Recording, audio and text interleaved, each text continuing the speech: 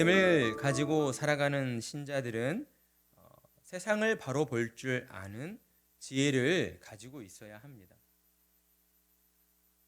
우리가 이러한 지혜를 가지고 있어야 하는 너무나도 중요한 이유는 하나님께서 신자된 저와 여러분이 세상에서 속임을 당하는 그런 어리석은 자들이 되지 않기를 그 누구보다 원하고 계시기 때문이다라는 것입니다. 하나님은 신자들이 하나님께서 주신 지혜를 가지고 세상을 밝히는 이로운 자들로 살아가기를 원하고 계신다라는 것이죠. 하나님이 우리에게 그러한 요구를 하시는 것은 하나님께서 신자된 저와 여러분을 하나님 나라를 대표하는 대사들로서 우리를 부르셨기 때문입니다. 그러니 신자는 이 땅을 사는 동안 나 자신만을 위한 그러한 개인적인 삶을 살아서는 안 되는 것이죠. 여러분, 대통령이 자기 개인의 감정대로 모든 것들을 또 행하면 되겠습니까? 안 되는 것이죠. 한 나라를 대표하는 대통령은 그 나라를 대표하는 사람으로서 그 위치에 맞는 그러한 품격을 가지고 그 품격에 합당한 말과 행함을 통해서 사람들 앞에 서야 하는 것입니다. 신자들도 마찬가지인 거예요. 하나님 나라를 대표하는 대사로 부름을 받은 저와 여러분은 이 땅을 사는 동안에도 공적인 나는 공인이다, 하나님 나라를 대표하는 공인된 자이다라고 하는 그러한 마음을 가지고 우리가 살아가야 한다라는 겁니다. 세상의 인기나 문화에 쉽게 휩쓸려서는 안 되는 것이겠죠. 돈과 권력을 위하여 수단 방법을 가리지 않는 그러한 세상의 부조리한 자들이 우리는 되어서는 안 됩니다. 우리의 말과 행함에 있어서는 늘 정직하고 진실해야 한다라고 하는 것이죠. 그런데 이것이 말처럼 그리 쉽지가 않습니다. 왜 그렇습니까? 우리 안에서 끊임없이 죄된 옛 습성이 올라오기 때문이에요. 그렇다면 우리 안에 있는 이 죄된 습성을 우리는 어떻게 떨쳐낼 수가 있을 것인가? 하나님의 말씀을 듣고 깨달음을 통하여서 우리의 죄된 옛 습성을 떨쳐낼 수가 있다라는 겁니다. 하나님의 지혜의 말씀을 듣고 또 들으면서 우리 마음에 하나님의 말씀이 새겨져야 한다라고 하는 것이죠. 여러분, 어떠한 그 각오가 우리 안에 새겨져 있어야 하는 거예요. 하루하루를 살면서 그저 되는 대로 내가 어떠한 일을 하고 있으니까 그냥 매일매일 주어진 일들 속에서 그렇게 살아가는 것이 아니라 우리 안에는 하나님의 말씀에 순종하며 살아야겠다라고 하는 그 분명한 각오가 우리의 그 마음 가운데에 새겨져 있어야 하는 거예요. 단 하루를 살더라도 우리는 그 하나님 말씀에 순종하며 살겠다. 여러분, 언젠가 다 죽게 되고 하나님 앞에 서게 될 분들 아닙니까? 하나님 앞에 섰을 때에 우리가 무엇을 이야기할 수 있겠습니까? 하나님은 우리의 믿음을 보신다고 하셨거든요. 그러니까 매일의 생활들 속에서 주일날 한번 예배드리러 나왔다, 이게 믿음이 아니잖아요. 우리가 다 알고 있잖아요. 그러면 주중의 삶 가운데에서 우리가 믿는 자로 살아가야 하는데 어떻게 해야 돼요? 무엇이 필요합니까? 어떻게 하면 믿는 자로 살아갈 수가 있어요? 하나님의 말씀을 우리의 마음 가운데 새기고 그 말씀을 내 삶의 지표로 삼아야 되는 거예요. 어떻게든 그렇게 살려고 애쓰고 노력해야 하는 것이죠. 그런 부분들이 있어야지만 우리가 세상 가운데에서도 우리 안에 있는 그 죄된 옛 습성에 지지 아니하고 하나님의 말씀으로 우리가 싸워 승리하는 자들로 살아가게 되는 것입니다. 오직 하나님의 말씀만이 우리의 삶의 지침과 지표가 된다는 믿음의 확신을 가지고 우리는 더욱 하나님의 말씀을 통하여 우리 자신을 훈련시켜 나가야 한다라고 하는 것이죠.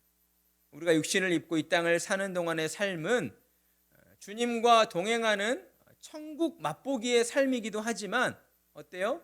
그 과정을 통해서 우리가 더욱 주님을 닮아가야 하는 그러한 성화의 삶이 되어야 한다라고 하는 것이죠.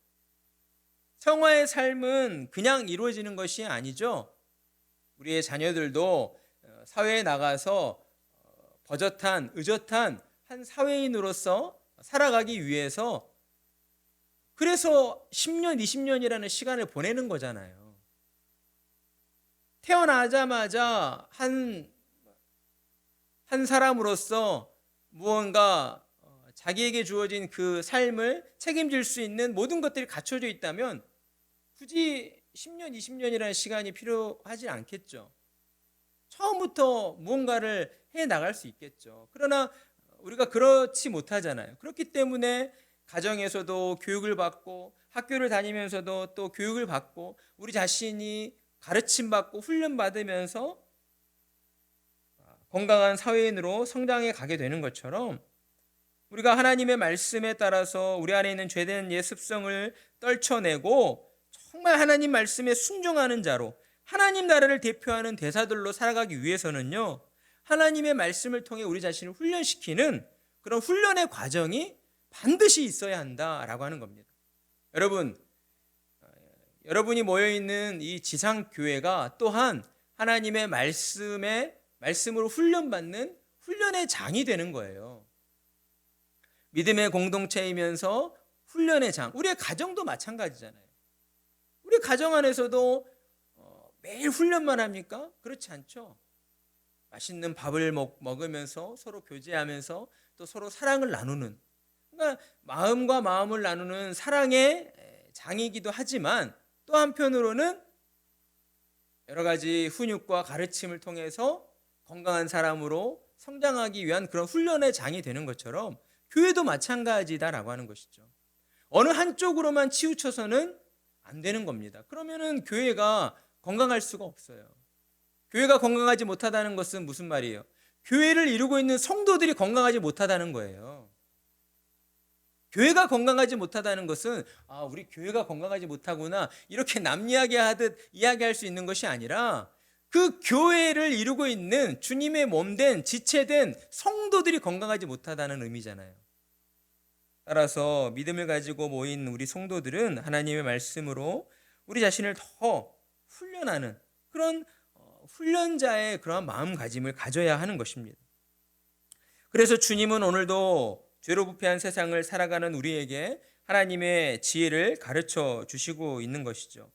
16절의 말씀은 하나님은 신자들에게 보증서는 행위를 조심해야 한다, 경계해야 한다라고 말씀해 주십니다. 여러분, 보증은 어떨 때 서게 되는 것입니까? 다 그렇진 않지만 대체로 현재 내가 가지고 있는 어떤 자산보다 더 큰 것을 얻고자 할 때에 보증을 서달라라고 하는 이러한 일들이 벌어지게 됩니다. 대체로 사람들이 사업을 시작하려 할 때 또는 그 사업을 확장하려 할 때에 당장 내 수중에 돈이 없어요. 그럴 때 어때요? 가까운 지인을 찾아가서 나 대신 보증을 좀 서서 돈을 좀 빌려달라, 대출을 받게 해달라, 이럴 때 보증을 서게 되는 것이죠. 요즘에는 이러한 일들이 참 자연스럽게 일어나고 있습니다. 그러니까 사실 예수님 당시에 그리고 이렇게 근대화되기 이전에는 다 농촌 사회였잖아요. 그래서 경제가 어떻게 움직였어요? 다 실물 경제였어요. 물물거래.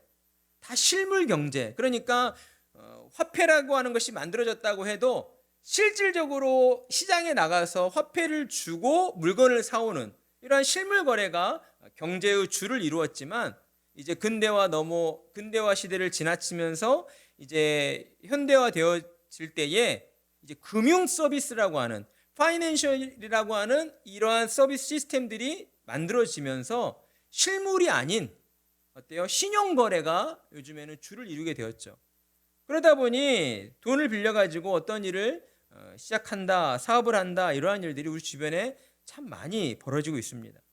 그러나 여러분, 이러한 면에 있어서 신자들은 하나님의 말씀으로 우리가 주의하고 경계해야 한다라고 하는 것이죠. 하나님께서는 이 보증을 서는 행위 자체를 우리에게 긍정적으로 말씀하고 계시지 않기 때문입니다.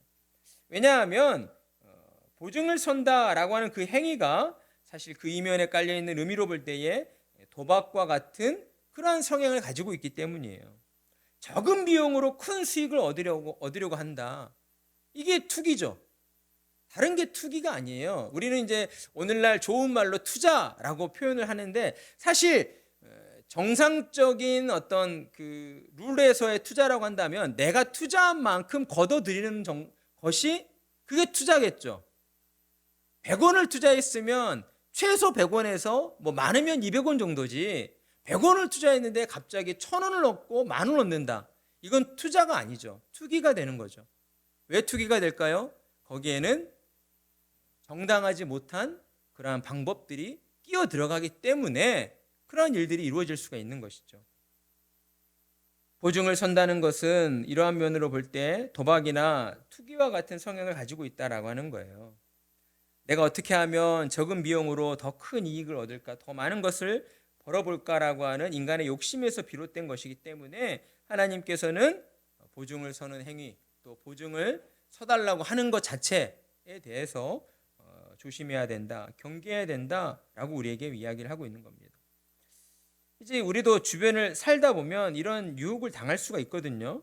주변에 있는 분들을 통해서 야, 한 뭐 500 있냐? 500만 투자하면 괜찮은 사업을 좀 할 수가 있는데 이러한 일들을 우리가 듣게 될 텐데 그럴 때 우리가 하나님의 지혜로 우리가 무장하고 있어야 하는 거예요. 세상적인 가치관으로 우리의 마음이 가득 차 있으면요. 그런 말들이 들어올 때에 우리 마음이 동요합니다. 혹하게 되어 있어요. 그러다 보면 나중에 후회할 일이 생겨요.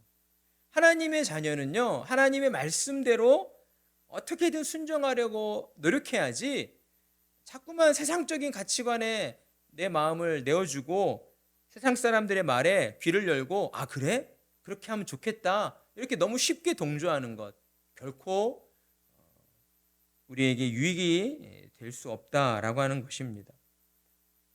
그리고 이어지는 17절은 이제 이 16절 말씀에서 확장되어지는 말씀인데 세상에서 쉽게 이익을 얻고자 하는 사람들이 주로 어떤 죄악을 행하게 되는가? 거짓말과 속임수의 죄악을 저지르게 된다라고 말씀하고 있어요. 우리는 거짓말과 속임수로 다른 사람의 것을 손쉽게 빼앗으려는 사람들을 뭐라고 부르죠? 사기꾼이라고 부릅니다. 사기꾼. 거짓말 해가지고 그렇죠? 다른 사람의 것을 쉽게 빼앗으려는 것. 그러다 보니 세상에서요 사기꾼처럼 나쁜 사람이 없어요. 가만 생각해 보세요. 정말 사기당한 사람 너무나 안타깝고 억울한데 그 사기친 사람은 우리가 그만큼 나쁜 사람으로 잘 보지를 않는 것 같아요. 왜요? 뭔가 폭력을 가하거나 실질적인 해를 가하지 않기 때문에 우리의 어떤 인식 가운데에 사기꾼을 그렇게 부정적으로 나쁜 사람으로 보지 않는 그런 경향이 있는데 정말 사기꾼 나쁜 사람입니다. 정말 악질 중에 악질에 해당되는 사람이에요. 왜요? 그들은 거짓으로 선량한 얼굴을 하고 사람들에게 다가오잖아요. 사람들의 마음을 현혹하여서 다른 사람이 평생토록 일궈놓은 것을 빼앗아 가기 때문에 정말 악질 중에 악질, 나쁜 사람이다라고 할 수 있는 것입니다. 우리가 살아가는 이 세상에는 거짓말과 속임수로 남의 것을 빼앗아 부자가 된 사람들이 참 많이 있습니다. 다른 사람들 눈에 피눈물 흘리게 만들고 자신은 떵떵거리면서 그렇게 잘 먹고 잘 사는 사람들이 참 많이 있다는 거예요. 그런데 여러분, 아이러니한 것은요, 우리가 사는 세상에서는 그런 사람들이 얼마나 추하고 악한 그러한 죄를 저질렀는가에 대해서는 잘 모른다는 거예요. 그들이 얼마나 악한 방법으로 부와 명예를 얻게 되었는가를 사람들이 잘 몰라요. 어떤 면으로 보면 관심이 없는 것 같아요. 그저 그 사람이 가지고 있는 것에 대해서만 더 많은 관심을 가져요. 그 과정 속에서 과정을 들여다보진 않아요. 우리가 좀 그렇죠. 그런 면에 있어서 약하잖아요. 누군가 만났는데 강남에 아파트 2채가 있다 그러면 겉으로 표현 안 해도 속으로는 와, 나도 모르게 그렇게 되죠. 그 사람이 그것들을 어떻게 얻게 되었는가에 대해서는 관심을 갖지 않아요. 결과만 보려고 해요. 그러면서 어떻게 하면 우리도 그런 것들을 가질 수 있을까에 더 관심을 가지려 하게 되죠.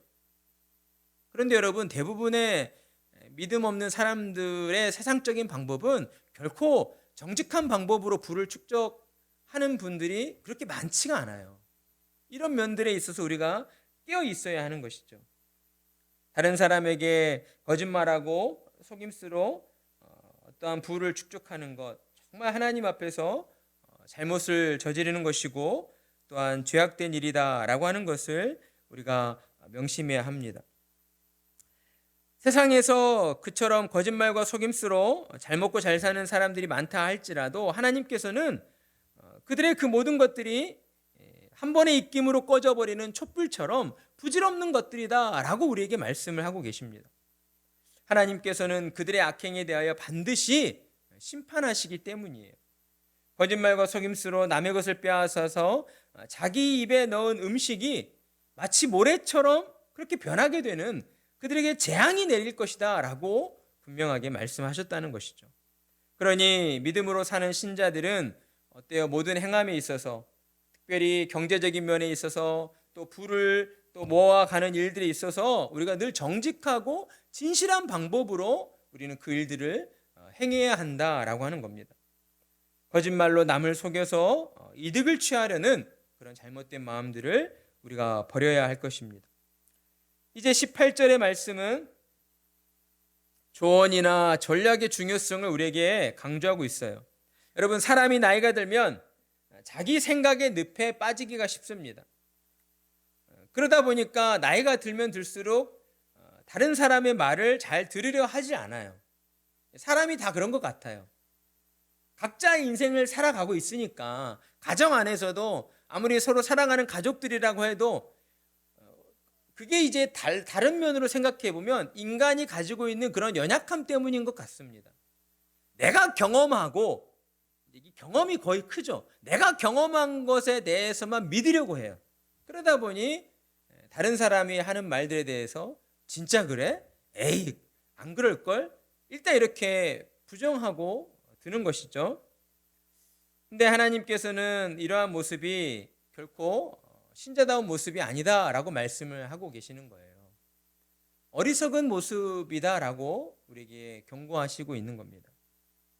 자신의 능력과 한계를 인정하지 않는 교만한 사람이 18절에서처럼 의논하지 아니하고 또 지략을 중요시 여기지 아니하는 그런 어떤 남들의 조언이나 또 어떤 전략의 그런 중요성을 깨닫지 못하는 그러한 모습을 보이게 된다라고 말씀을 하고 있는 겁니다.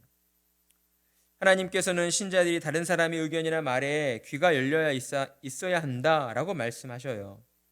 왜냐하면 어떤 일들이 잘 되기 위해서는요, 다양한 생각들이, 의견들이 모아져야 하기 때문이에요. 가정에서나 또 우리의 일터에서, 사업장에서도 다 마찬가지입니다. 남편이나 아내, 또 사장이나 또 직원들 각자 열심히 주어진 일들을 하지만 나 혼자서만 그 모든 일들을 다 잘해낼 수는 없다라고 하는 것이죠. 서로의 생각과 경험이 다를 수 있다는 것을 우리가 인정할 줄 알아야 해요. 내 남편이, 또 내 아내가, 내 자녀들이 나와 부모와 의견이 다르다고 하여서 그것을 가지고 부딪히려고 하기보다는 그것을 먼저 인정해 줄 필요가 있다라고 하는 겁니다.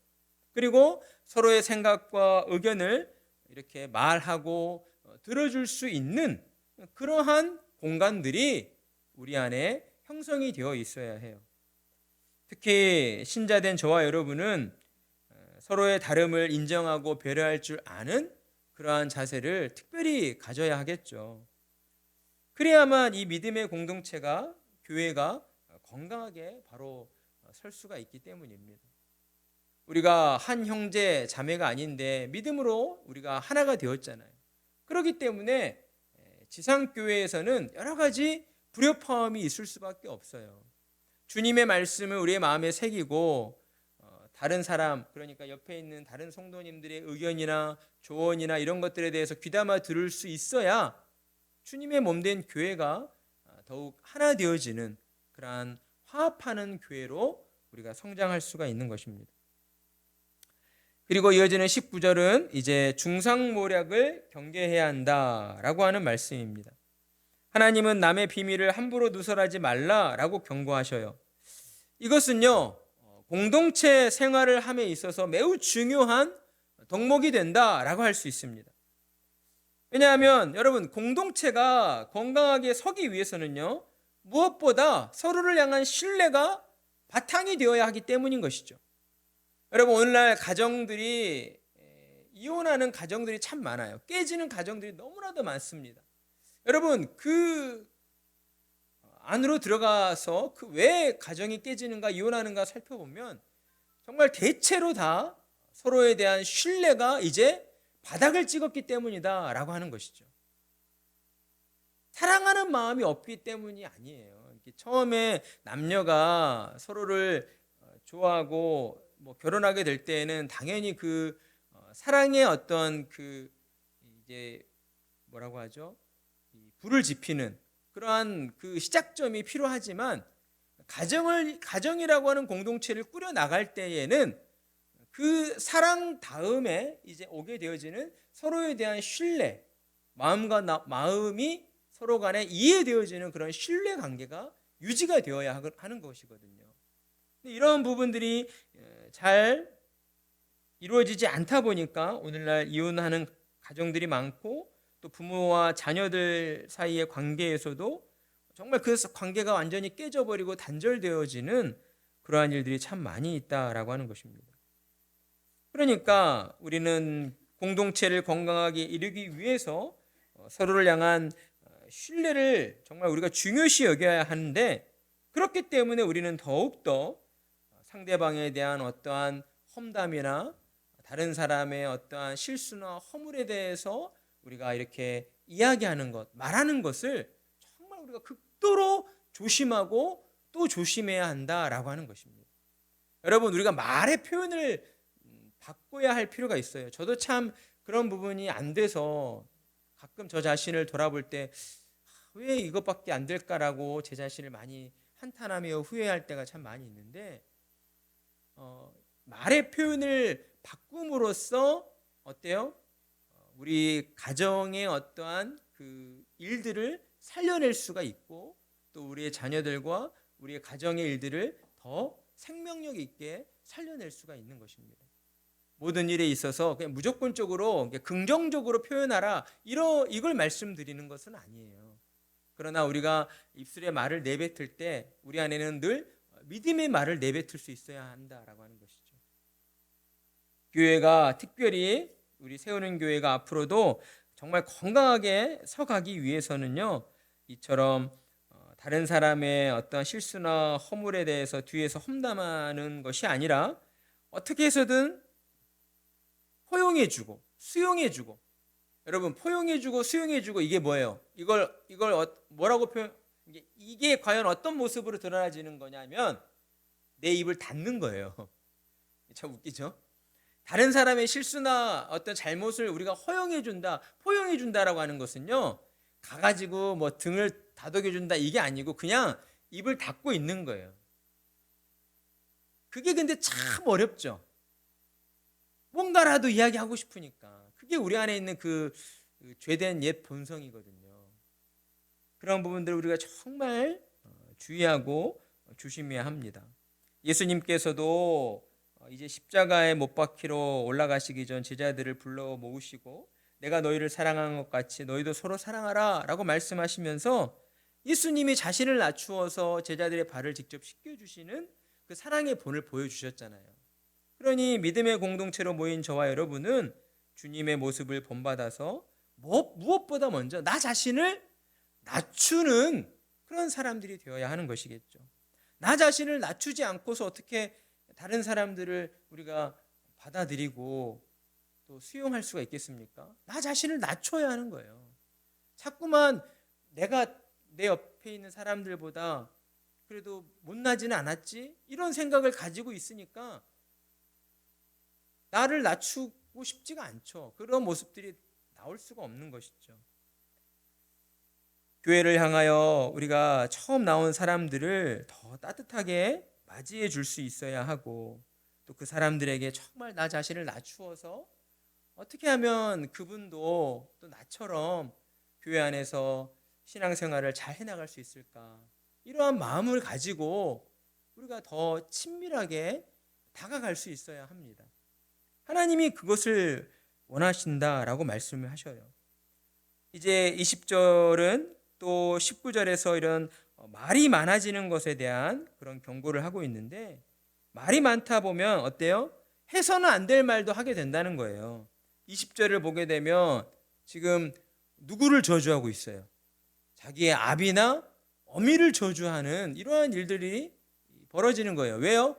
그가 뭐 정말 부모님이 미워서 그렇게 부모를 저주하는 그런 경우도 있겠지만, 대체적으로는 말이 많다 보면요, 우리의 말이 많다 보면 이러한 실수가 벌어지게 되는 거예요. 자꾸만 우리의 감정에 있는 것들을 우리가 믿음으로써 이렇게 절제하고 또 필터링 해내는 그런 훈련이 되어 있지 않으면 내 감정에 지금 올라오는 것들이 그냥 툭툭 나오게 되어 있거든요. 그러한 말들은 결코 사람들에게 어떠한 사랑이나 또 사람들을 또 위로해 주거나 격려해 주는 그런 말들이 될 수가 없는 것이죠. 말이 많은 부분에 있어서 우리는 늘 주의하고 조심해야 할 것입니다. 그리고 마지막 21절은 이제 부모로부터 유산을 일찍 물려받았을 때의 그 위험성을 우리에게 경고해 주고 있어요. 사실 우리가 사는 세상에서 일들을 둘러보면 부모와 자녀 간의 이 유산 상속의 문제로 많은 다툼이 일어나게 되잖아요. 그런데 하나님께서도 그런 부분들을 이미 다 아시고 우리에게 말씀을 하시고 계신 거예요. 처음에 속히 잡은 산업은, 이게 곧 산업이라고 하는 것이 유업, 유산과 같은 의미거든요. 집 나간 둘째 아들 탕자가 그런 아들이었잖아요. 아버지가 가지고 있는 그 유산을 빨리 상속받으면 내가 원하는 대로 어떻게든 더 잘 불리고 더 성공할 수 있을 거야 라고 그런 생각을 가지고 아버지로부터 유산을 빨리 받았지만, 결과적으로는 어떻게 됐어요? 받은 유산 다 탕진해버리고 돼지 우리 가운데에 던져져서 돼지가 먹는 그 쥐염 열매, 배고프니까 그거라도 어떻게든 먹으려고 하는 정말 말도 안 되는 그러한 비참한 처지에 빠지게 되었다라고 하는 것이죠. 그러니까 빨리 받은 그 유산, 어떤 재물, 재산이라고 하는 것이 결코 자기에게 복이 될 수 없다라고 하는 것을 하나님이 말씀해 주고 계시는 거예요. 세상에 보면은 돈이 있는 그 대기업 자산가들이 자기 자녀들에게 뭐 이제 1살, 손자, 손녀, 이제 2살인데 뭐 아파트를 몇 채를 주고 막 이런 것들 있잖아요. 그런 것들이 곧 그들의 복을 깎아 버리는 거예요. 이게 지혜롭지 못한 부모의 처신인 거죠. 지혜로운 부모는요, 그렇게 재산을 쉽게 함부로 자녀들에게 일찍 물려주지 않습니다. 도리어 더 그런 부분에 있어서 철저해요. 왜요? 자녀들에게 정말 중요한 것이 무엇인가를 바로 알고 있기 때문인 것이죠. 하나님이 이런 부분들을 우리에게 가르쳐 주시는 거예요. 신자된 너희가 이러한 지혜를 가지고 세상을 살아갈 때에 너희의 자녀들과 너희의 가정과 그리고 또 너희의 삶이 세상 가운데에서 그런 어떤 어리석음에 빠지지 아니하고 정말 지혜롭게, 그래서 아름답게 세상을 이롭게 하는 자들로 그렇게 살아가야 한다라고 우리에게 말씀을 해주신다라고 하는 것입니다.